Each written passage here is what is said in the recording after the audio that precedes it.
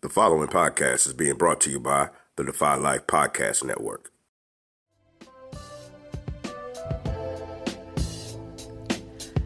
Welcome to Aftergate, powered by the Defy Life Network. Are y'all ready? Aftergate is a podcast series highlighting Colgate alumni of color in their professional endeavors aftergate. Are y'all ready? Aftergate is hosted by Alvin Glimpf, aka Al, and Herman Dubois, aka Jerry. Are y'all ready? We are doing Aftergate because Colgate University has produced innovators who have changed the world every day, yet many alumni of color and the mainstream Colgate community are unaware of the amazing accomplishments of alums of color. Are y'all ready?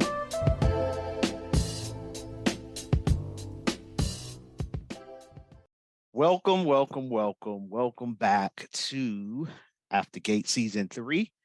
This is your boy Alvin Glimpf, aka Al, and I am honored to be here co-hosting this amazing podcast in this third season, 50 plus shows and counting. As always, let me introduce my co-host, my man with the plan, Mr. Herman Dubois. What's going on, Jerry? How you doing? Brother Glenn, all is well. Again, same bat time, same bat channel. Looking forward to tonight's guest, season 3. Just excited about the reviews we've gotten with season 1 and 2, and I think we're starting to hit a good stride. Like already we got some fascinating conversations. The like some I mean, we've just 100% in terms of the conversations we've had so far have been entertaining, illuminating, just learning so much about folks that even people we went to school with.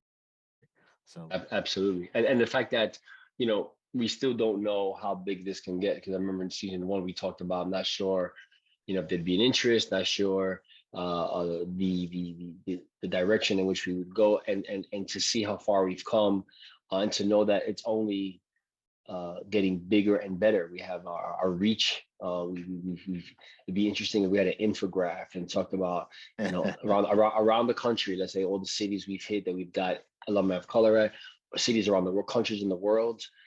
Industries. I mean, it's just, no matter how you slice it, you got to give props to the alumni of color for, I think, the magnitude of diverse, robust, successful folk we have, who have not only been on the show, but just who are part of ALC. And the word is getting around, the buzz is getting around. More and more folks have heard an episode or two.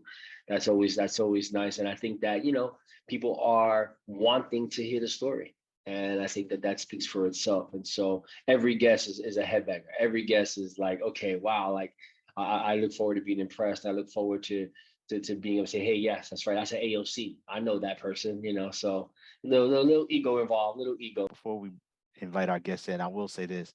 While we had no clue about the magnitude and impact, we were pretty clear that we knew there was some amazing alumni of color. All it would take is us getting access to them, which is kind of how all this started. Can I get your permission to invite our guests into the room? Is that all right? Absolutely, sir. The church awaits. Amen, amen, amen. So now that I got the deacon's approval, I would like to ask the approval of all my Aftergate listeners, family, AOC. It is time to bring in the one, the only, Donovan Anderson, class of 1986.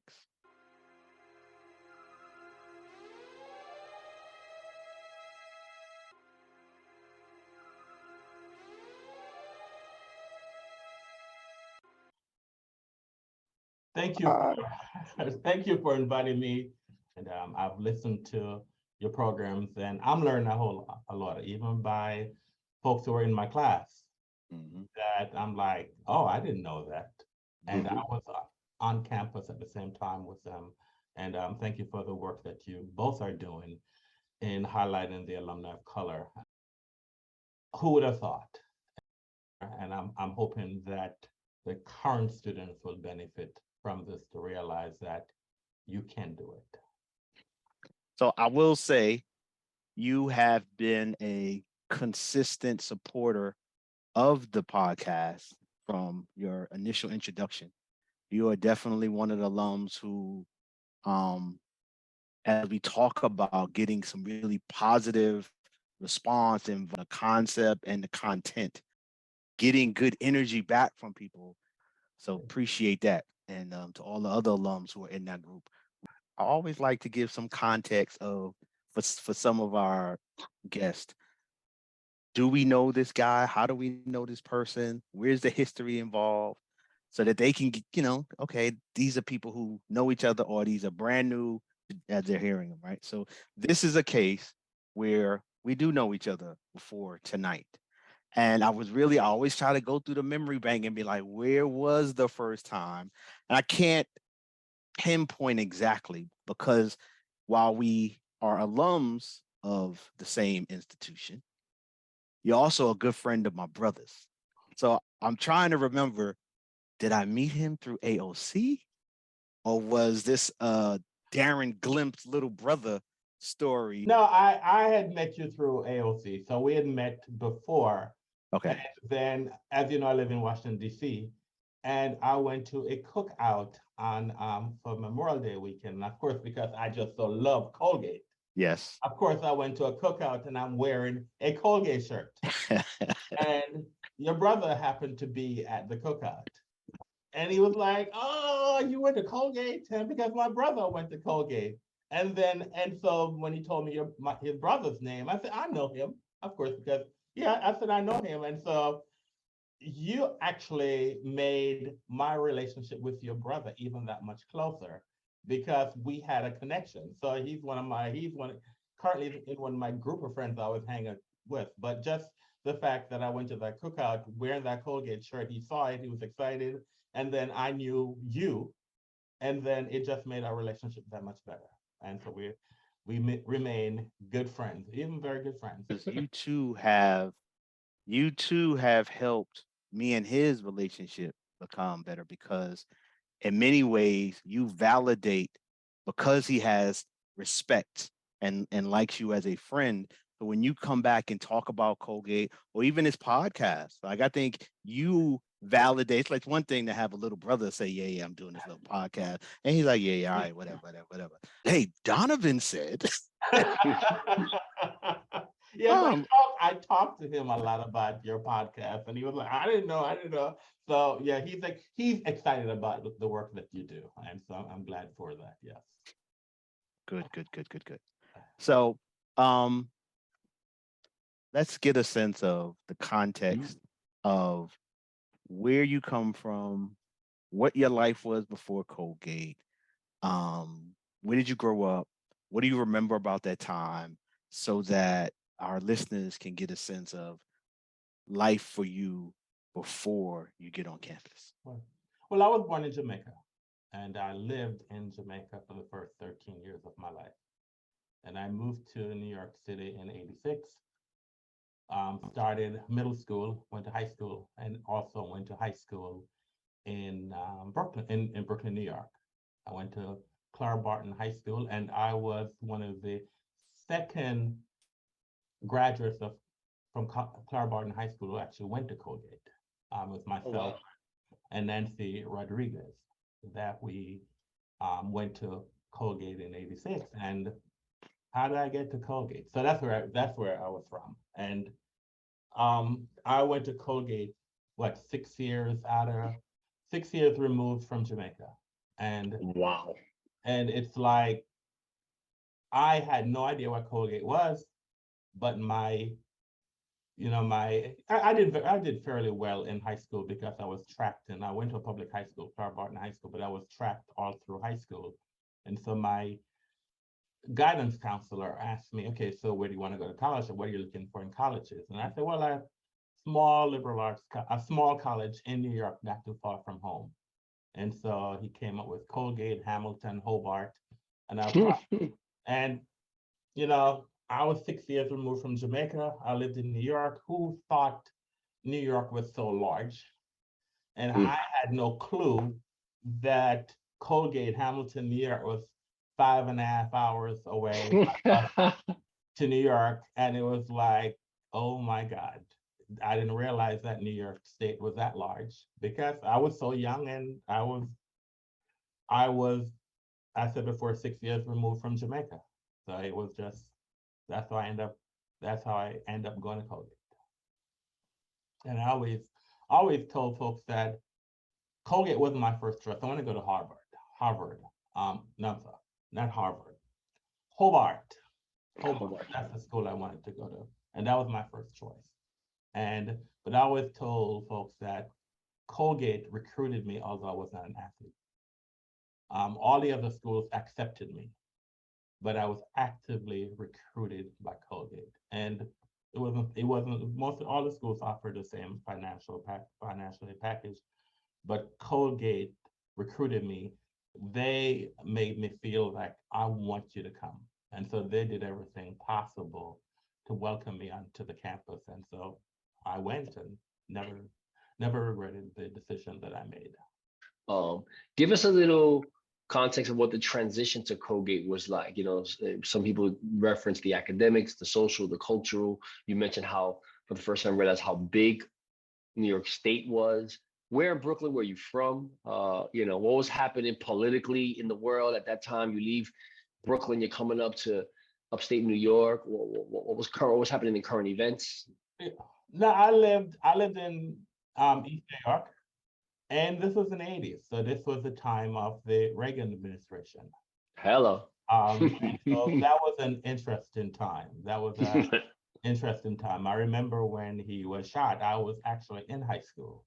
I was in high school taking a health occupational science class when he was shot. And as people of color, we did not believe that his policies supported us. Mm-hmm. And I'm embarrassed to say in class, but we were all kids when he was the attempted assassination. Kids in my classroom shared because they thought that he would have died. And our teacher reminded us that that's the wrong thing to do. Mm-hmm. And most and foremost is that because although we are so against his policies, but for sure, Congress would implement all his policies if he was not there, which was not necessarily in support of people of color. So that was the tenure in growing up and being in high school in the Reagan administration. And it's funny to me that, and now that I live in Washington, D.C., I see all these monstrosities. The airport named after him. We have a trade commission named after him. You have all these things named, and he was totally against all of this. Okay. He was, and so it's just interesting that, especially I said before, I live in DC, that people are talking about him, naming buildings, the airport. I mean, he fired all the air traffic controllers. He broke the union when the air traffic controllers went on strike. So he fired all of them and the name of airport after him.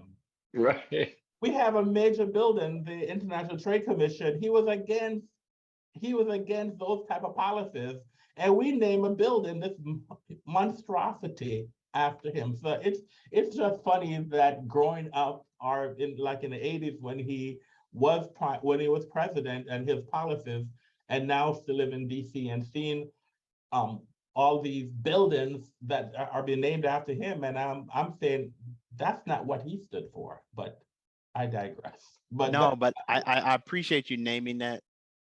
I always found it interesting that at some point Ronald Reagan became remembered as this.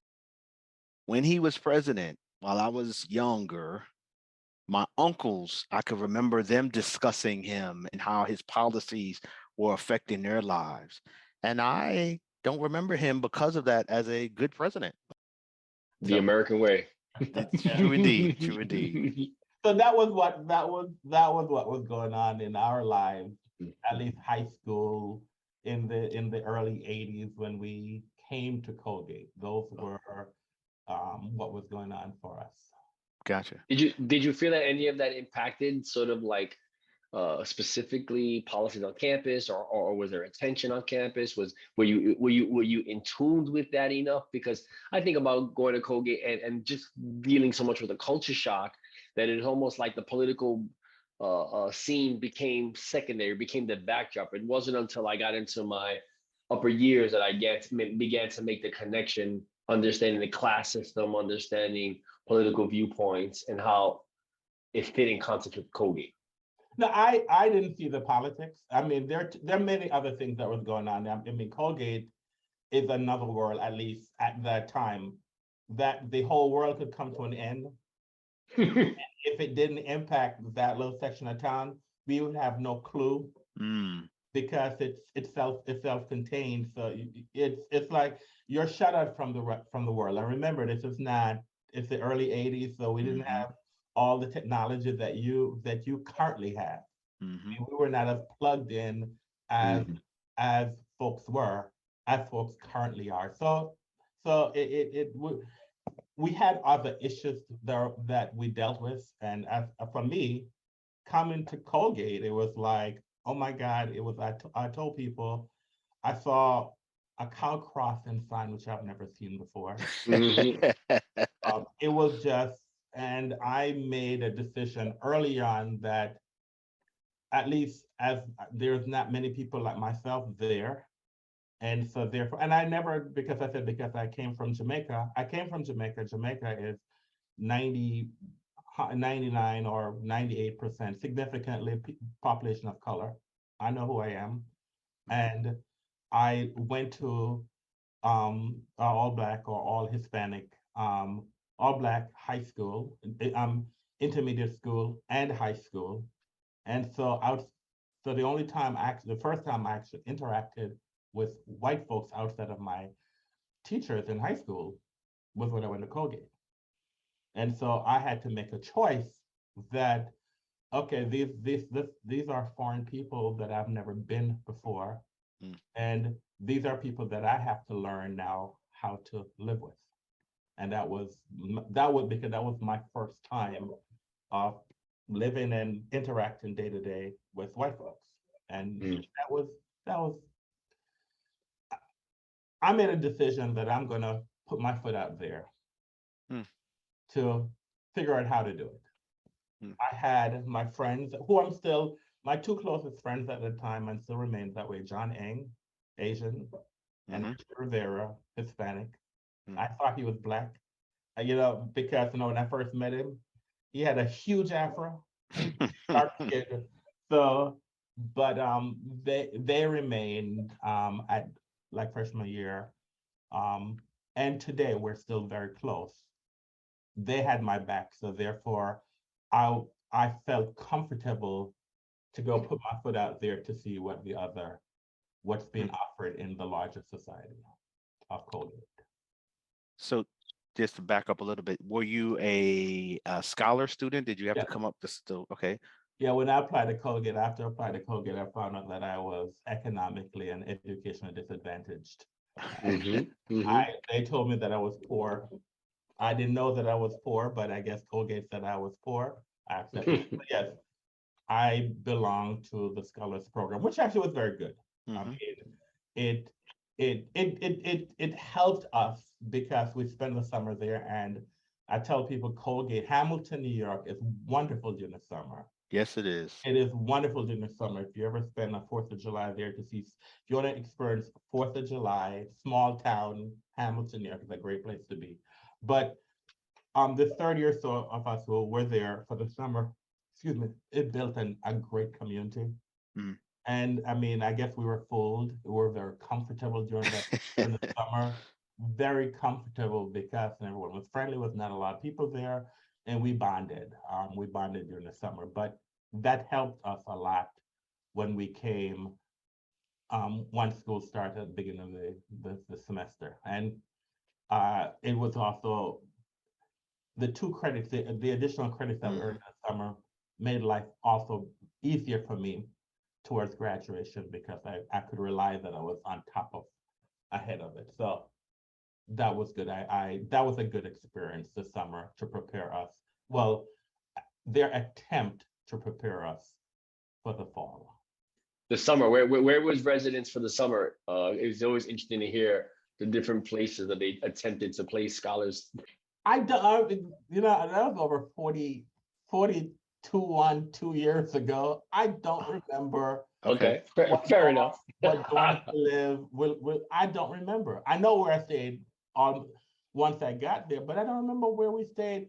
I don't remember what dorms we stayed in during the summer. Maybe it was Cutton or Reed, I believe, because I think they were trying to put us in the more comfortable, because during that period of time,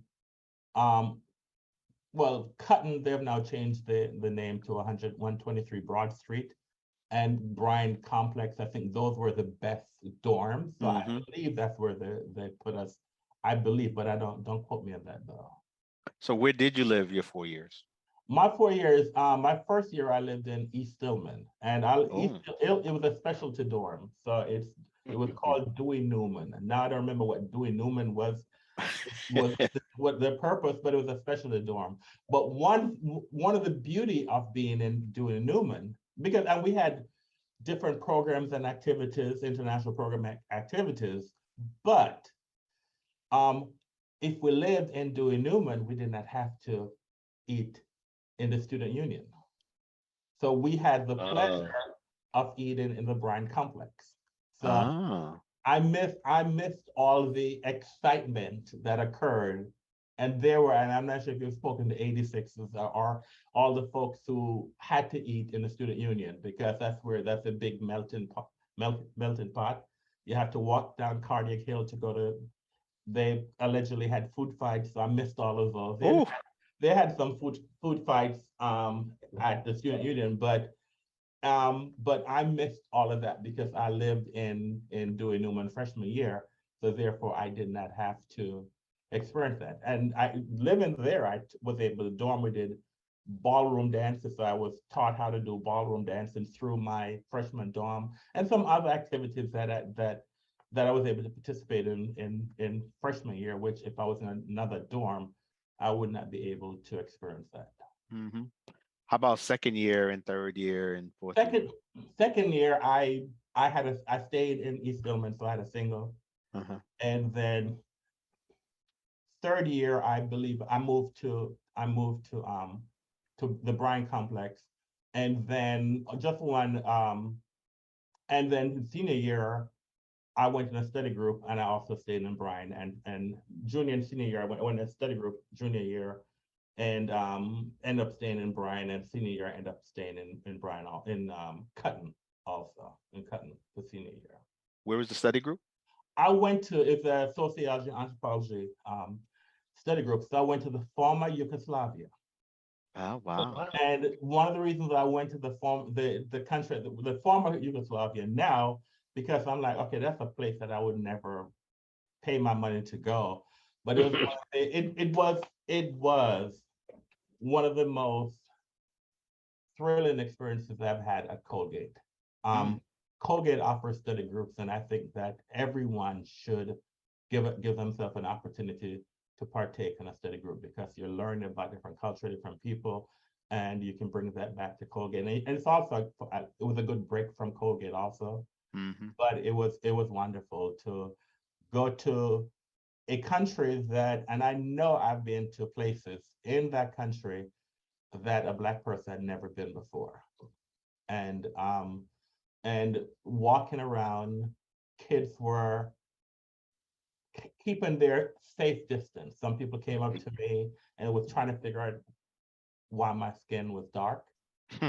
I went to a party, I think earlier, and someone thought I was wearing a costume. And so a lady actually came and was commenting on my costume. And then she kind of touched my skin to see, because whatever costumes I'm wearing was going to rub off. And she apologized to me because she did not know, but I did not take offense at that. So, but it was a great experience. Although it was a great experience, and I did experience, unfortunate racism one time in that trip. And it was so unfortunate that it was at the end of the trip, and one of the more sophisticated places that it should not have occurred, in Dubrovnik, one of the most beautiful places you can ever go to in the world. So Dubrovnik is now in Croatia, in the country of Croatia, Mediterranean coast. But that's one of the most one of the most spectacular places you could ever go.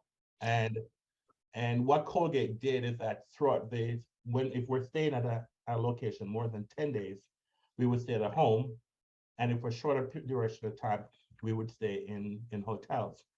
And so this is toward the end of the trip, and I had my roommates, and all I know was that when I showed up, I couldn't stay at the house I was supposed to stay, although I didn't understand the language, but I knew something wasn't right. And but one thing that did, though, that kind of assisted, because I do have some friends who were a part of the group, and it was 23 of us, and I was a Black student. But white students who were my friend, they saw what racism and how it impacted someone you cared about. And so that was a learning experience for them also. And also one of the things that they also did was that they state that if I could not stay in that house with them, they were not going to stay in that house also. And that kind of helped me. And I know my hosts were very, they were disappointed that I hope that this one experience. But the reason why the woman did not want me to stay in her house, because she said that she thought my presence in the house would have impacted her other German guests. And I was like, last summer I spent the entire month in Germany. The previous summer, did Germany, never experienced any overt or covert racism. Well, at least I wasn't aware of when I was in Germany, because again, I went with about 30 Black kids went to Germany for a month. And so it was kind of interesting that was your reasoning for why you didn't want to stay in my house. But as I said before, my classmates, they learned from that. And I think I'm hoping that it helped them to see the impact of racism on someone they care. Because even one person told me that, he's from Chicago and that his parents were racist, or had shared that with me. But he saw the impact it had on me, that here's someone that I love and cared about, and here's someone doing something and he's innocent of. So it was a learning experience for all of us. And but that never prevented my I still had a great time in that study group, and I would still recommend anyone to do that. That country, unfortunately, no longer. I think that country as an entity no longer exists. It has now broken up into different countries. So, but it was a great experience, and it was wonderful. So you're somebody's first time I met a Black man story. So somebody they sitting around having a beer somewhere and be like, you remember that Black guy that came to visit for that week? That was the first time we ever met a Black dude. That's kind of cool. It was cool, especially for the kids. I mean, they were walking from curious, and they would walk behind me from a safe distance and look. And one kid asked me, like, "Why are you so dirty?" And I mean, but it was all innocent. It was innocent because I know it wasn't like when we had the internet, so therefore you're plugged in, you're seeing people all over the world. It's like you had never seen someone like that before, and you're wondering, why do they look like that? Do you want to talk about any of the academic adjustments, social adjustment? Like, what was that like coming to Colgate? I don't think our high school didn't prepare us academically for Colgate. And I was saying earlier, I was tracked from the 10th grade. So from the 10th, 11th, and 12th grade, I traveled with this one group of 35 kids. I was in all advanced credit classes, with the exception of English. But that's the only class I was not in AP. So I was very bright. And yes, I was bright because, and let me back up, because I was in Jamaica. And when I went to Jamaica, that's where I did all my formal education. I started high school in Jamaica. And so in Jamaica, at 12, you'll go to high school, and you have to take a scholastic examination to go to high school. So I started high school in Jamaica. And one of the reasons why when I came to the States, I went back rather than go to high school and I think I was 13 at the time. So rather than starting high school, I actually went back to the middle of 7th grade, because I came in February of 77, and my local zone high school was Tilden High School in Brooklyn, New York. And my mom and friends said, no, under no circumstances, my son is not going to that school because it's not safe.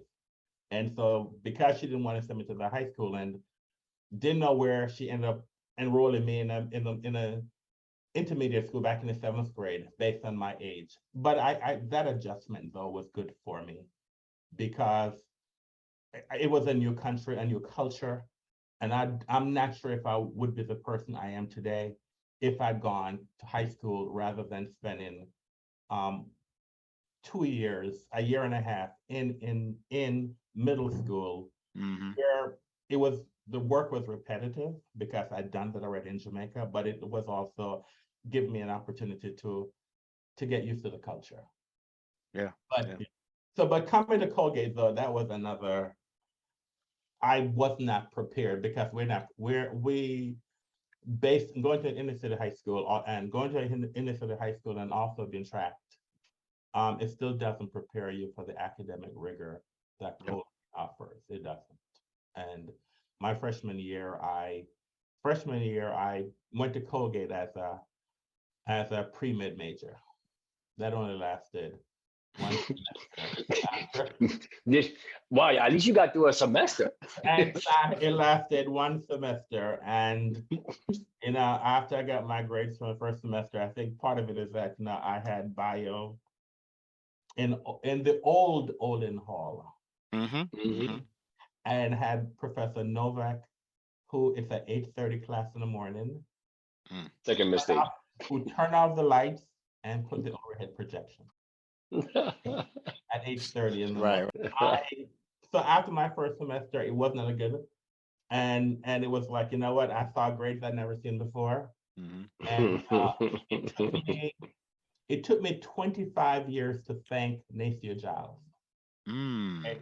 Nacia Giles is responsible for the man that I am today. And shout out to Nacia. He gets a lot of love on this show. And it took me 25 years to tell him that, because soon after my freshman year, he left Colgate. I was devastated. But after I saw my grades, I went to talk to him because, of course, he's the head of the OUS. And he's, he's a Black man, and you always look for someone who looks like you to talk to, and because it felt good.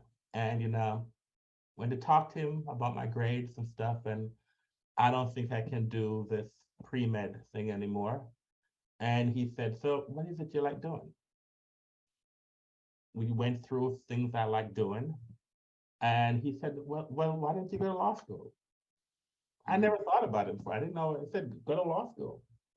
And after having that conversation with him, I was a driven man. I did not need any direction from anyone. He left, and he had other directors of the scholars program, and they came to they're trying to direct us what we need to do academically.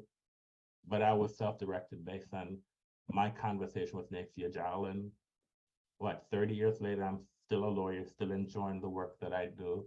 And that is because of sitting down with Nacia Giles and having that conversation.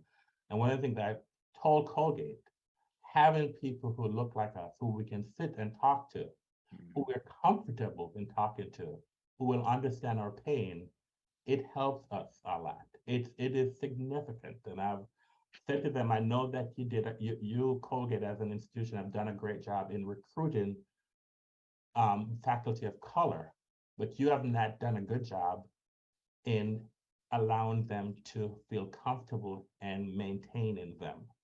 And it's devastating for us when we rely on these. And I know that at least for their social lives, it's at least at that time it's difficult for them. But for us, when a faculty member leaves during our tenure, it is devastating. At least it was devastating for myself as a student, because you rely on them as a support as your second parent because you're looking for similarity. When you look back at your 4 years while you were on campus, how would you characterize your accomplishments, highlights, things you're very proud of when you look at that time?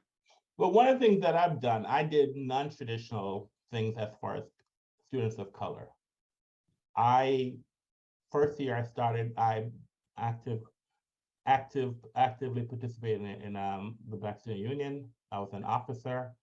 So I did that the first year, but I had other interests that I did not think that it was necessarily covering because I was from Jamaica. So I didn't necessarily think that they were highlighting what are some of my interests. And so one of the things that I did was that I formed the West at the time, the West Indian Student Association. And last time I looked, it's still 40 years, it's still at Colgate. And myself,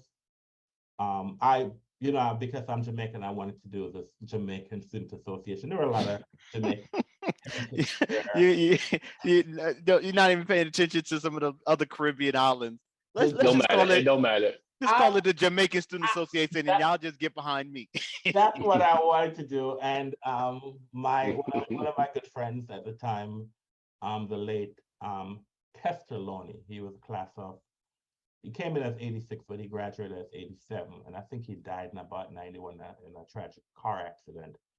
But we formulated the group. And because we were both upperclassmen. So one of the things that we decided to do to ensure that the organization exists once we graduated is to have Cullen Burrell and Jasmine Stewart as prime leadership. So at least we know that the organization would continue beyond our graduation. But one of the proudest things that occurred during that first year, we worked with the lecture series and brought former Prime Minister Michael Manley, who visited Colgate. And when he visited Colgate through the lecture series, it was because my group was the lead sponsor in bringing him there. And so one of the things I did was I was on a budget committee because I realized at Colgate that whatever your interest is, if you had a group of people who were interested, you can form a group and you could get funding. And so therefore I made sure that I was in the student senate, and I made sure that I joined the budget committee because I recognized at that time, that's where decisions are made, because you have to be in the room to make sure that you have funds to support your group. And that's what I did. So I was in student senate. So I did that. Was in Take Two. I was a tour guide. You name it, I did it. I was a big brother, and I was a big brother to a little young man in town for 4 years. And it was It was one of the greatest things I've ever did because I did not grow up with siblings. So here's this little boy. I could do all the childish things as quote unquote an adult that I didn't get a chance to do. So we went train, rolling in the snow, all the wonderful things that little kids do. But that helped me a whole lot by being a big brother during that for the 4 years I was there. But I just think that although a lot of people, when I started this organization, a lot of folks of color didn't necessarily recognize the benefit of it, that I wasn't trying to split the community. I was trying to bring more resources. If you have other communities of color, that's resources for us, generating other things for us. And so it was difficult when I formulated the group. I was attacked for it, but I was old enough to deal with it. But folks were able to appreciate that it's bringing more resources to our community for us. And we all, the Black Student Union, the Black students who belong to BSU, they came to our events, we went to their events, and we did everything, and it's just bringing more resources. So that's something that I was proud of, and I'm very excited that this is an organization that still currently exists at Colgate today, 40 years after we formulated it. So that's one of my proudest moments. That's what's up. We're gonna put a button right there and pause for the cause as we show some love to our sponsor. And then we'll come back and finish up the conversation with the WISA. It was CSA, I think, for a little while we were there, and then it went back to WISA. But the founder, one of the founders, Donovan Anderson. We'll be back. So this episode is sponsored by Hope Murals. Hope Murals is a nonprofit that provides adolescent youth with an interactive experience of creative expression via an urban arts platform that stimulates both mental and physical development. Please visit their website at www.hopemurals.org to learn more and find ways you can support the work they do. Welcome back. We are here in the second part of this conversation. And again, this is Aftergate Season 3. Before we jump in, talking with Donovan again and continuing the conversation, I want to make sure we do our part to show our love to our sponsor, Hope Murals. Show them some love. Go to their website, hopemurals.org. Learn a lot more about who this organization is and what they are doing and accomplishing as they are doing their best to expose our students to urban arts and working with them through the arts to help them become better people. So show them some love, become more aware, and make a donation when you get on their website. Their social media is at Hope Murals. Find out a lot of good information and see some of the murals. So beautiful art.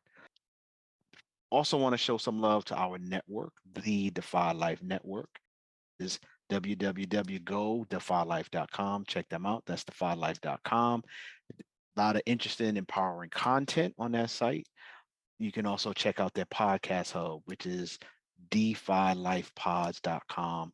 Aftergate and a few other pods cast on their hub. Show them some love. Let's jump right back into this conversation. I'll pass this to my partner, my co-host, Jerry. Take it from here. Thank you. Welcome back, AOC family. We're with the illustrious brother Donovan Anderson, repping Brooklyn, repping Jamaica, via DC. All right. DC is a great city. Fond memories of DC, and with the climate of the capital and all that happens in the legal realm of our world and particularly our society. I'm fascinated by the evolution of cannabis and how we have reached a point in history and in society where not only are there incredible breakthroughs for its medicinal use, but I do see that there are actual strides being made around the country to sort of correct some wrongs. And I'm referring to the brothers and sisters who are currently incarcerated, whether they were found in possession or charged with distribution of marijuana, and yet this billion-dollar industry that has gone viral and been embraced now throughout the world is still something that in our backyard, many people's lives are impacted. And I'd be really interested to get your take on sort of give us the legal angle on it, but also give us a perspective on what's coming down the pipeline, because I think this industry has grown so rapidly that they can't keep up with the various nuances that cannabis has brought to our society, both economically, socially, and historically. Well, let me back up a little bit. And I'll just share with you that I'm the chairman of the ABC board here in Washington, D.C., which is the Alcoholic Beverage and Control Board. The name of the agency will change as soon as Congress passes our bill to the Alcohol, Beverage, and Cannabis, I believe, Control Board. And so the board is a 7-member board that is appointed by the mayor, and we are confirmed by the city council to a 4-year term. And we're the ones who regulate alcohol and cannabis in Washington, D.C. Washington, D.C., we are only able to regulate medicinal cannabis. Since we're not a state, Congress over the past 10 years have prevented us from, although the citizens want us to legalize recreational use, but Congress has prevented us from doing that because there's a rider in our budget to do that. So since we can't do the recreation, we do have a very robust medicinal program. It's interesting how there are a significant amount of Black and brown folks who are incarcerated currently and will be incarcerated for selling cannabis. And we now have this multi-billion-dollar industry where a lot of states are rushing to legalize it because they're looking at it from the amount of taxes that can be generated for their budget by legalizing marijuana. And the unfortunate thing, you have this business where the legacy owners, meaning that these are the people who were in the market prior to the legalization, that for the most part, they are not benefiting from this legalization because they do not have the capital to compete in this market. And it is unfortunate that, and the states, they have to come up with some type of funding to assist these Black and brown folks who were there to bring this matter to the forefront. But in all the states that have legalized it, the people who are in the forefront, they're not benefiting significantly from the legislation to legalize cannabis. It is, and that's unfortunate. I'm not sure. I know that a lot of states are expunging records, and I know here in DC that we are, if you were convicted, if you serve time for a cannabis related offense, it is not going to prevent you from owning a dispensary, owning a cultivation center. But it, again, although your record will not, it's not an impetus to prevent you from entering it, but I'm not sure if we're going to provide enough funds to these folks to allow them to benefit from the years of struggle, the years of struggle in this business. You mentioned that a lot of our Black and brown folk don't have that capital.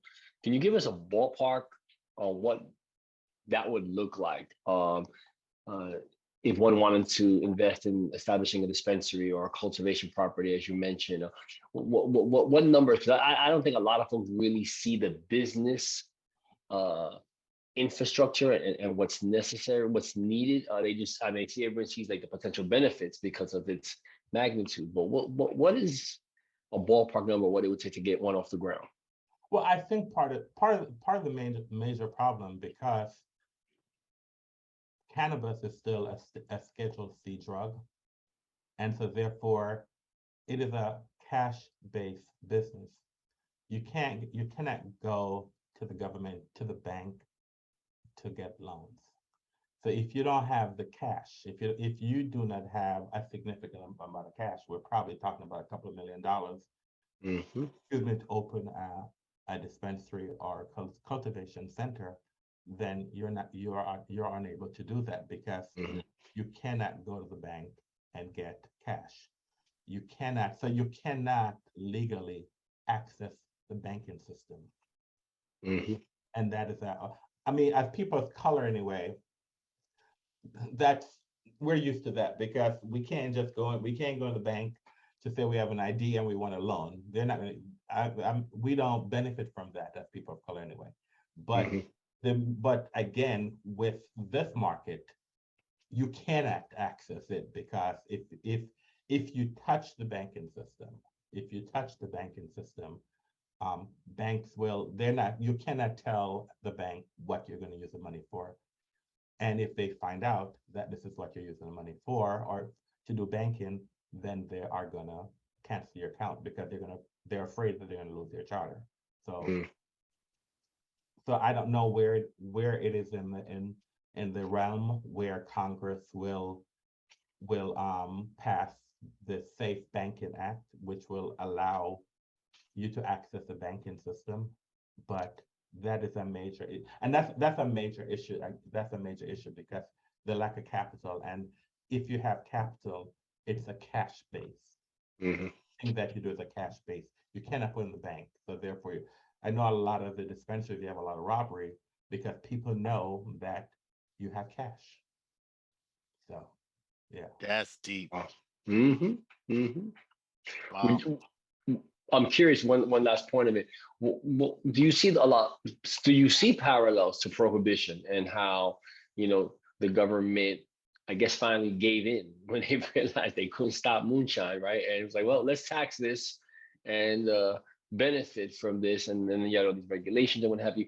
What do you think would be lessons learned from the prohibition movement that would benefit society, that our government could seriously show some initiative and show some progressive thought as this move across the country happens? No, I think it's good. I'll give an example in DC. In DC, as I said, I'm chairman of the ABC board, so we regulate alcohol and cannabis. And so therefore, a lot of the rules and regulations that we utilize for the regulation of alcohol, we're trying to apply that in the market. And so you do have some states are using the same model, but this is a multi-billion-dollar industry. And I think there's, especially the younger generation now, it's something that folks do. And so it's not like, okay, you are this piranha because you use marijuana. And as I stated before, a lot of the states, they see the benefit of how they can tax it to bring money into their coffers. Mm-hmm. I believe that in time, it will be legalized. It will be federally legalized. I know that, and it doesn't have to be by the president. It can be done by, I think, the attorney general, who can legalize marijuana. So it's not necessary. We don't have to wait for Congress, and we don't have to wait for the president to do it. But there's some processes that can be done by the attorney general, or I think the attorney general and I think the secretary of health and human services. I think those are the persons who can legalize it. But it is going to happen. It is going to happen because the cat is out of the bag, and you can't stop that because the younger generation today, it's everyone does it. A lot of young people do that. And now that they're able to come out of the shadows and do that, so it will be. So the stereotyping and the labels historically associated with marijuana are no longer as detrimental, at least as you mentioned with the younger generation. So excellent. Well, thank you for that insight. Look forward to keeping abreast of the development of your tenure there and what happens. And so, Al. Appreciate that, sir. First of all, let me give you a little insight that most times our AOC gets that segment. We don't ask follow-up questions. So shout out to the depth of information that you just shared, that we wanted to make sure we dig in and probe so that others could benefit, because that was really insightful. So just want to acknowledge that, because this is, I don't know, show 54, 55. That was the first time we asked more than one question. If you're a business looking to get your brand in front of a loyal, supportive, successful market, you need to become a sponsor of Aftergate. Our network recognizes the opportunity to work with Colgate's alum of color to leverage the reach of the show to increase awareness and profitability for your business. Reach out to the Defy Life Podcast Network, and we will work with you throughout the entire process. We have special packages to get you started. Contact us at info@godefylife.com. Every week, professionals of color, ranging from politicians to educators to judges to entrepreneurs to lawyers, corporate leaders, and even retirees. Aftergate reaches an array of successful BIPOC listeners. contact us to learn more about how we can benefit you.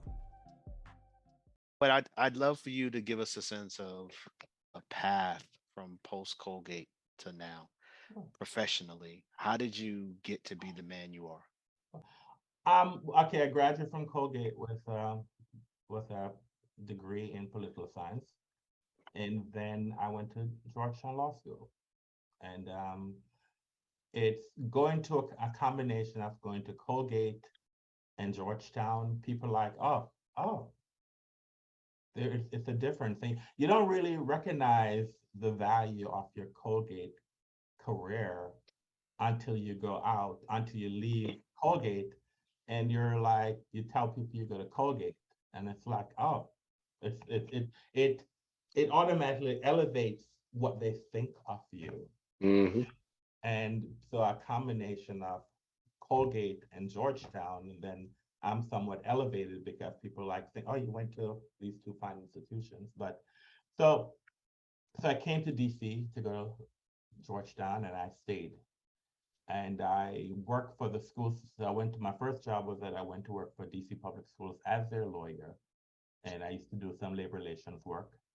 And then I transitioned to this area law to do special education advocacy, which I don't know what that was, but was doing advocacy. I was defending the school system in special education advocacy when parents are displeased with the level of education that their child was receiving, and so therefore they have the right to bring a lawsuit to challenge that. So I did that for 9 years, and I'm going to say it that way. I did that for 9 years, and I was separated from the school system, and it's interesting in the sense of how I was separated from the school district was that I read about my impending departure in the Washington Post. There was a series of articles in the Washington Post about something was going on with a case that I was involved with. And so therefore I was, putting all my memos together because, I know someone was going to lose their job, but because I was the low man of the totem pole, I knew it wasn't me because I knew somebody, because you had to put somebody's name out there to the Washington Post. Went to work. But I'd worked for the school system at that time for 9 years, and I recognized the fact that a name had to go out for the Washington Post. And I took 3 months off and trying to figure out what it is I wanted to do. And then I said, I know special ed. And so I opened my own practice as a special education attorney representing parents, which was, if I say so myself, was actually it's 23 years ago that I opened my own practice. At one point I hired 2 lawyers. I had a staff of 10 in my firm. But 23 years later, I've decided to wind down in somewhat. And so I still actively practice my special ed law. And being chairman of the ABC board, that's a one day a week job. So that's every Wednesday that I formalize that role, although because I'm the direct supervisor for the director of the agency, I do talk to him every day about the function of the agency. But special ed lawyer, still working with parents whose children have disabilities to make sure that the school system here in DC provides appropriate education for children. I love that. And that has been my passion for the past 30 years. Everyone, and I say this myself, everyone in DC who's in special ed, they know my name. I'll say it that way, positive or negatively, because I've been around so long and I'm good at what I do. I'll say it that way. I'm good at what I say. I'm good at what I do, and the education that I received, the confidence and the education I received from Colgate and Georgetown prepared me, especially Colgate. I'm still very much close to Colgate because I was placed in a foreign land at that time, and I was able to maneuver through that academically. I could have done better academically, but I did well enough that I was able to go to Georgetown. Mm-hmm. And so that made me who I am today. And you always look back to points what you have gained, and you don't really appreciate that Colgate was a good reflection of what society is. Mhm. That the people that, and you run into certain people, and it's a good reflection of the people you're going to run into in your daily life. Um, and it was a good preparation for me. And I think I attribute a lot of that, my success today, in the preparation I received from being at Colgate. And yeah, and I will always, Colgate always remains, has a soft spot in my heart. That was a great experience. I made great friends there. As I said before, I'm still in close contact with two friends whose friendship I made through that sub-frosh weekend. And I actually met them when, Sub-frosh weekend. Wow, not well, even scholars week, summer, right, sub-frosh weekend. because when I say Colgate, I digress when I say Colgate recruited us. They took, and that time, most of us were from New York City. So there was Mhm. a lot of us from New York City who came up to Colgate to visit for the weekend. And this Mhm. is when they wine and dined you and try to impress you to come. And so my two friends, I made that connection from that weekend. Mm. And so we're still in contact 41 years. I mean, Richard Rivera was here visiting me this weekend for my birthday. And so we're still in contact, and our relationship has been strengthened. And so it's been a significant portion of my life, and I will always cherish that relationship and the people I have come across during my COVID tenure. That's what's up. So do me a favor. Can you share a little bit about your Colgate alumni engagement journey? Were you alum who immediately was engaged? Did it take you some time to I've re-engage? always been engaged, and so therefore, I graduated and came to DC, was the treasurer of and I was always involved also in AOC. I've never had an office, I've never had an official officer's position in AOC, but in the larger Colgate group, so I've been actually involved. So therefore, I was the treasurer for the DC group.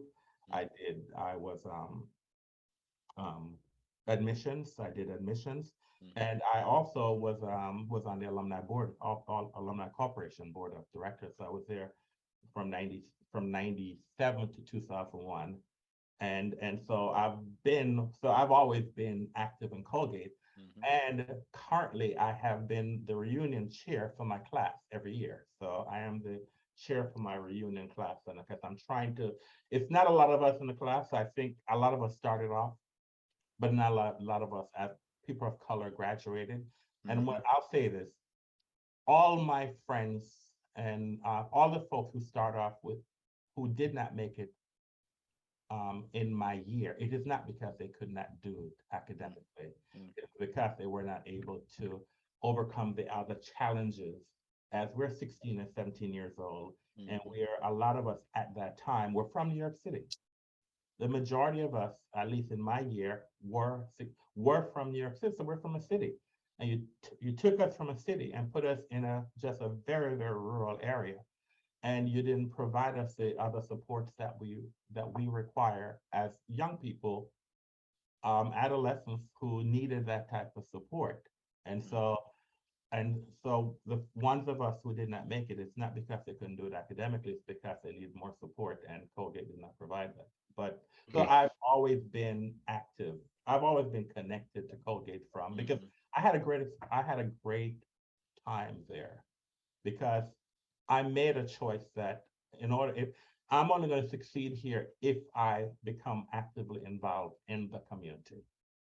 And so because I was actively involved in the community, I had a great experience. I know a lot of people there, and I still do, the staff, and I communicate with them well. And so I've always been connected to Colgate. And so I'm now that I said, like, okay, I need to do more things. So hopefully I'm going to be an officer for the new reimagined AOC. Oh, wow. So Okay. Okay. that's something that I'm striving to do to further cement my relationship with Colgate, but I've always been active. And one thing I did for Colgate years ago, and I didn't even know this. I gave a Colgate some funds, and I didn't realize they had named a scholarship um, after me. But one of the things that I gave Colgate some funds for them to bring alumni of color to talk to the current student. Okay. Happened for significant. I know a lot of young people, a lot of folks came through that funding mechanism to talk to the young people, because I think one of the problems a lot of young people who are current students, they're like talking about how difficult it is, how racist it is, and oh, I can't do it. And to say that, okay, our experiences are not that much different from yours, and we made it. You can make it. And so we did have a series where alumni were able to come back and speak to the current students. And I ran into a young man, which is, and I don't remember his name, but I don't know him from Adam. I ran into him and he said, you came to Colgate and you spoke, and all I needed was just to hear what you said, and that's all I needed. And that's one of the reasons why we also need to go back to Colgate and talk to these kids and let them know that you can do it. And this is the beauty of what you're doing, Alvin. Even if we're not able to go back there, if they are aware of your program, they can listen to us to say that we have gone there. We have whatever you think that you're experiencing, we have done it, and we have succeeded, and so can you. When we were up on campus last year, like Jerry really drilled that message home as we were talking with students. Like, it's just this idea that, you know, our similarities, our what we've gone through is similar, and like persist. We did, you can, and at some point there'll be alums talking to students just like we were, passing it, paying it forward. So really appreciate that. If you had the opportunity to talk to yourself when you were entering college and give yourself some words of wisdom, what would those words be? As well as when you were graduating, if you had a chance to speak to Donovan. So Donovan coming in, Donovan graduating, what would those words of wisdom be? Mm. I study harder. Mm. Um, and I just think just study harder. I always remind folks that they need to remember why they came to Colgate, because it's academics. Mm. And all the other issues are secondary, but you need to remember that it's academics. And talk to myself to say, spend more time on academics. And that's what I would do. By the time I graduated, I was in a great space, because I did well enough that I could end up going to Georgetown. But so I was in a great space. I don't need to talk to myself, but it was more so there are a couple of the things I could have done academic wise, probably social wise too. There are a couple of things I could have done, because my classmates had the wrong impression of what I was doing. Some of the decisions I made, I was 17, 18, but I was thinking beyond myself. I was thinking, what can I do to make this place a better place? And some of my classmates initially thought that I was trying to divide. I wasn't like you. I was not a person of color, and I think part of it too. I'm from Jamaica. I never woke up one day and said, "Oh my God, you're black." I know I'm black, but I always my first identification is that I'm a Jamaican. So as a Jamaican, we always identify as Jamaican. So when you come to and when somebody says that, oh, you're black, and I'm like, I'm gonna say, I'm not black, but not meaning that no, I'm not black. because that's not how I first identify myself. I identify myself as a Jamaican, or I identify myself as Donovan, and this is who I am. And so that did create some barriers earlier, but I think that I matured, and my classmates, we all matured. And at the end of the day, we realized that we're all here in the same barrel, trying to figure out how to make this work for all of us. And it did work. But so I probably would have done things a little bit different in my freshman year and maybe explain more to people. But again, I was 16, 17. I don't, how am I going to explain to you what I'm, I can't even explain to myself. I just thought that I needed to address certain concerns that I had. Yeah. So, yeah. Thank you. Thank you. Well, we definitely in Colgate fashion want to leverage the network of all of Colgate, our alumni of color, as well as our larger Colgate audience. And we always want to give our guests a chance to plug, promote, share passion project, an initiative, a site, services that you provide, where folks can reach you and seek your expertise. Is there anything of the sort that you'd like to share with our folks? Well, if you live in DC, I am Donovan Anderson, and it's a law office of Donovan Anderson, and I provide expertise in special education. So if you have a child who attends a public school or a charter school in Washington, D.C., and you're dissatisfied with their level of education, if you don't think that the child is receiving the quality education that they should reach, you can always reach out to me. My website is www.donovananderson.com. And you can always Google me too. I realize I can Google myself, and I find interesting things online about myself that I was not aware that I was not aware that I was. But that's what I do. And although I can only practice law in DC, but if you have these type of challenges anywhere in the country, I can talk to you about it because it's one federal law all over the country.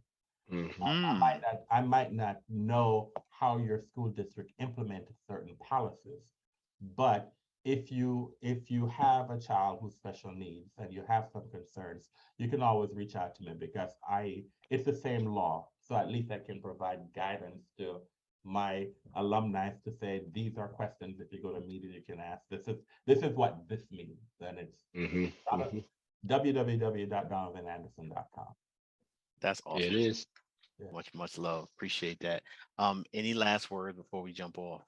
I want to thank you both for, I've been avoiding doing this because I didn't believe that I have this much to offer. There are a lot of superstars in our class that you need to talk to, bring their story.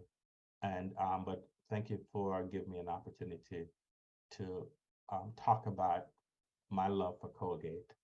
And I wish you both continued success in promoting Colgate, making Colgate a better place for its current students. And one of the things that I am doing, I want you guys to do is to let Colgate recognize. And one of the things I tell people, we have to give money to Colgate because money talks. And so we need to give money to Colgate. And because once we give money to Colgate, they can't, I'm not saying they turn a blind eye to us. However, when you give money, it says more. We need to engage as alumni of color. Colgate story is our story, and it's not a full, complete story unless we are doing our part to claim that part of the story. So. And Colgate doesn't do a good job in promoting us. Black kids have been valedictorian at Colgate. Who would have thought? Who would have thought? Black students were Rhodes Scholars from Colgate. Colgate does not talk about these tremendous academically inclined Black students. Who would have thought that a Black student would have been valedictorian at Colgate? Michelle. I'm just saying, it's like, we need to share that. We need to tell the story. Yes. Mhm. And So we're not Colgate does not do that. So we need to do that.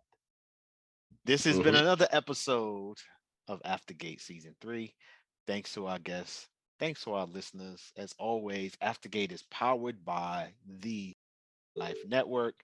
So make sure you check out future shows. Make sure you show us some love. And remember, as always, that the Colgate of your day is not the Colgate of today. And it's certainly not the Colgate of the future. Good night, peoples. Shh. You hear that? Listen closer. That, my friend, is the deafening sound of focus.